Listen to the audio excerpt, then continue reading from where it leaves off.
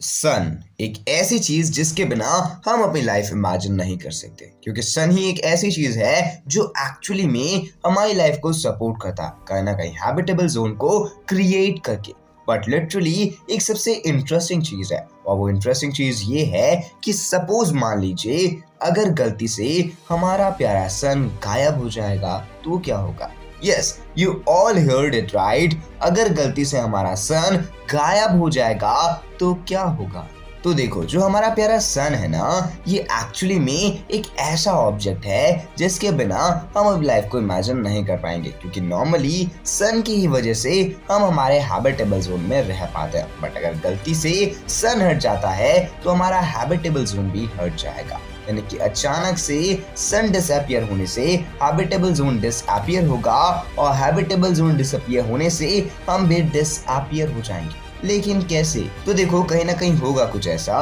कि जैसे ही अचानक से सन डिसअपियर होगा तो ये बात तो पहले हमें पता चलेगी ही नहीं, लगभग 8 मिनट बाद ये बात हमें पता चलेगी, और जैसे ये बात हमें पता चलेगी तब तक बहुत कुछ बीत चुका होगा, क्योंकि अब धीरे धीरे जो ग्रेविटी है वो बाकी सारे प्लैनेट्स को जुपिटर के अराउंड रिवॉल्व करवा रही होगी। यानी कि कहीं ना कहीं अब जो सन अपनी ग्रेविटी की वजह से सारे प्लैनेट्स को अपने तरफ अट्रैक्ट कर रहा था, पुल आउट कर रहा था, वहीं पर अब ये सारी ग्रेविटी एक्चुअली में जुपिटर होल्ड करेगा। लेकिन लिटरली यहाँ पर होगा कुछ ऐसा जो सबको हिला देने वाला होगा, क्योंकि धीरे धीरे अब अर्थ जहाँ पर एक टाइम पे हीट आया करती थी वो ठंडा होने लगेगा, और एक टाइम के बाद अर्थ इतना ज्यादा ठंडा हो जाएगा कि उसका टेम्परेचर एब्सोल्यूट 0 से भी कम हो जाएगा। यानी कि अब हम अर्थ के ऊपर जिंदा नहीं रह सकते, और लिटरली ये चीज काफी ज्यादा इनसेन है। तो धीरे धीरे जो अर्थ रहेगा उसका टेम्परेचर तो ठंडा होना चालू होगा,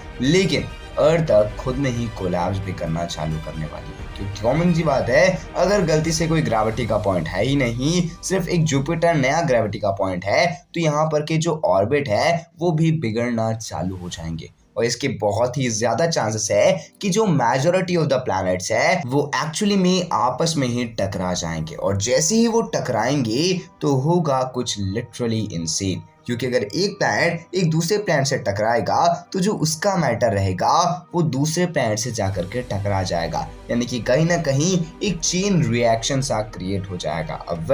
ये जो चेन रिएक्शन रहेगा, ये चेन रिएक्शन से हमारे जुपिटर को बहुत मदद होगी, क्योंकि जुपिटर बेसिकली एक काफी ज्यादा बड़ा गैस जायंट है, यानी कि कहीं ना कहीं अब जो हमारा जुपिटर रहेगा उसके पास एक ऑप्शन है कि वो ढेर सारे मैटर को अपने अंदर समाएगा और धीरे धीरे अपने कोर के न्यूक्लियस फ्यूजन को स्टार्ट कर देगा। अब जैसे ही वो न्यूक्लियर फ्यूजन स्टार्ट हो जाएगा तो धीरे धीरे देखते देखते अब जो हमारा पर्टिकुलर जुपिटर था, जो बेसिकली एक गैस जायंट हुआ करता था, वो स्टार बनने के प्रोसेस में आ जाएगा, और एक टाइम के बाद जितना भी मैटर हमारे सोलर सिस्टम में था उनमें से मेजॉरिटी ऑफ द मैटर हमें जुपिटर के अंदर देखने के लिए मिलेगा, और जो जुपिटर रहेगा